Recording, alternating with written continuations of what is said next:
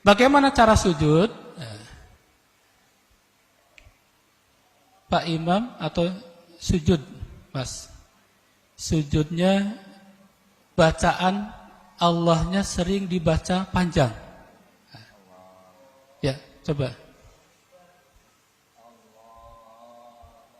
Yang 3 orang tadi begitu ya? Kalau nggak salah sama. Ya. Bagaimana cara sujud? Membaca takbir tanpa mengangkat kedua tangan ketika mulai bergerak untuk melakukan sujud. Dalam hadis yang panjang, potong sini, summa yukabbiru, kemudian bertakbir. Apakah setiap baca takbir mengangkat tangan? Tidak. Kecuali takbiratul ihram dan berdiri dari tasyahud awal. Maka di sini tanpa mengangkat kedua belah tangan. Kapan? Hina yahwi sajidan. Ketika bergerak untuk sujud. Sehingga bacaan takbirnya tetap tidak panjang. Yang kedua, meletakkan kedua lutut, merenggangkan dan sebagainya. Posisi tumit ketika sujud bisa dilaksanakan sesuai dengan kenyamanan. Bisa dengan direnggangkan atau dirapatkan. Ketika sujud, hidung dan kening bersentuhan dengan tempat sholat. Hendaknya sujud dengan 7 tulang. Oke, sekarang peragaannya dilihat dulu, Mas. Urutannya. Gerakan sujud. Tadi berdiri seperti ini. Kapan membaca takbir? Hina yahwi lis sujud. Ketika turun mau sujud. Ya. Nah, di situ. Jadi ketika mau turun, Allahu Akbar. Ya. Ketika lutut turun, Allahu Akbar. Nah, ini gambarnya saya potong-potong. Ketika mau meletakkan kedua lutut sambil membaca Allahu Akbar, berikutnya adalah meletakkan tangan. Yang berikutnya dahi dan hidung. Oke? Masih di atas. Masih di atas. Ya. Di bawah. Iya. Sehingga bacaan takbirnya tetap 2 harokat. Yang tadinya 2 harokat menjadi 6. Kadang-kadang menjadi 20.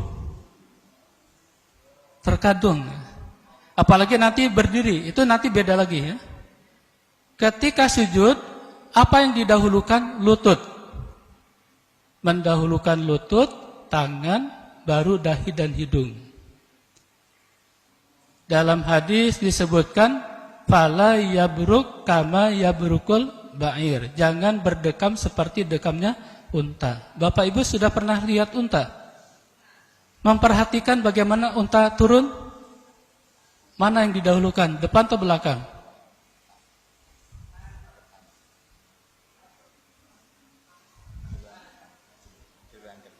Duluan depan. Kalau unta itu seperti ini ya. Mas, unta. Ya, unta. Duluan. Saya sudah nyimpan di videonya.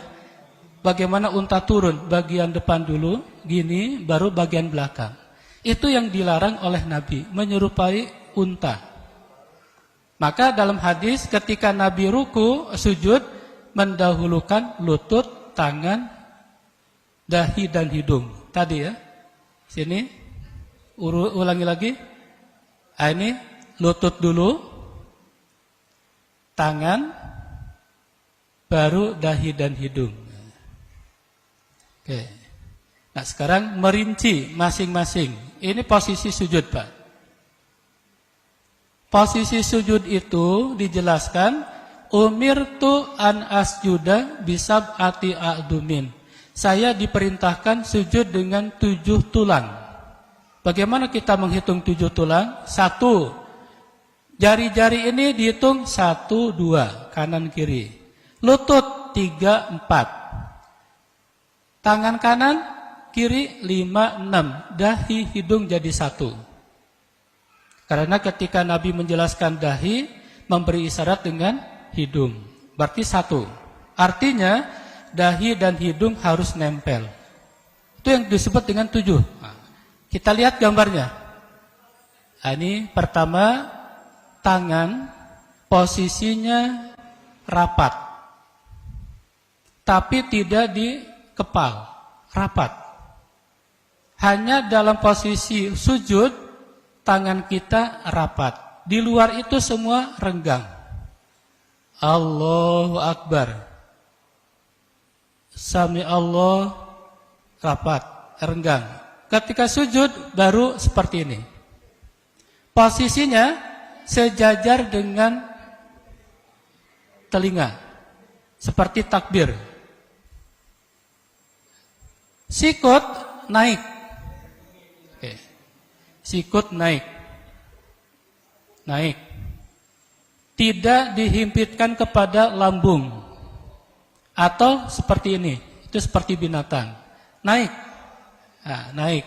Naik itu kalau dalam hadis disebutkan sampai ketiak Nabi kelihatan putih. Walaupun tidak pakai pakaian, ini kelihatan. Tapi kalau seperti ini nggak kelihatan, meskipun tidak pakai pakaian. Intinya bukan kelihatan tidak rapat tapi renggang dinaikkan. Seperti ini. Nah, ini kaitannya dengan ibu-ibu. Di HPT disebutkan ada hadis yang menjelaskan yadumu ba'duhu ba'don, mengumpulkan. Ternyata hadisnya mursal. Dan biasanya kaum wanita ketika sujud sikutnya ditumpukan di sini. Laki-laki dan perempuan sama. Ketiga, hidung dan dahi lurus, nempel bersamaan. Jangan sampai dahinya nempel, hidungnya tidak nempel. Ini nempel, masih ngangkat ya. Kalau masih ngangkat berarti kurang ke depan. Harus dicek. Ya. Oke. Yang ketiga, tumit. Oke, Mas. Tumit bisa renggang, bisa rapat. Nah, boleh renggang, boleh rapat. Rapat gini. Iya. Kenapa boleh rapat, boleh renggang? Tadi bahasanya disesuaikan dengan kenyamanan. Karena tidak ada dalil khusus yang mengharuskan rapat atau renggang, yang melarang rapat atau renggang. Nah, dari mana munculnya rapat? Munculnya dari peristiwa Rasulullah SAW di tengah malam melakukan sholat malam, istri Rasulullah kehilangan. Ketika kehilangan Rasulullah dicari-cari. Ketemu ketika itu Rasulullah sedang sujud. Istri Rasulullah memegang tumitnya. Maka dipahami ternyata tumitnya itu rapat. Padahal ini bukan berkaitan dengan posisi sujud. Tidak ada perintah harus rapat. Hanya kebetulan istri Rasulullah pegang lututnya, tumitnya. Nah, ini menunjukkan boleh rapat, boleh renggang. Jari-jari dihadapkan ke kiblat. Tidak dalam posisi lurus, tegak lurus, ya, atau ke belakang. Tapi ke dalam, tekuk. Nah, ini posisinya. Ini yang disebut dengan anggota sujud.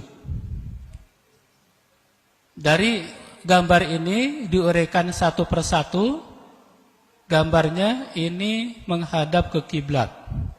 Sikut naik, hidung dan dahi satu. Ini sejajar. Tumit boleh rapat, boleh renggang. Oke. Posisi sujud. Nah, bacaannya apa? Sama dengan bacaan ruku yang berbeda. Subhana rabbiyal a'la. Subhana rabbiyal a'la.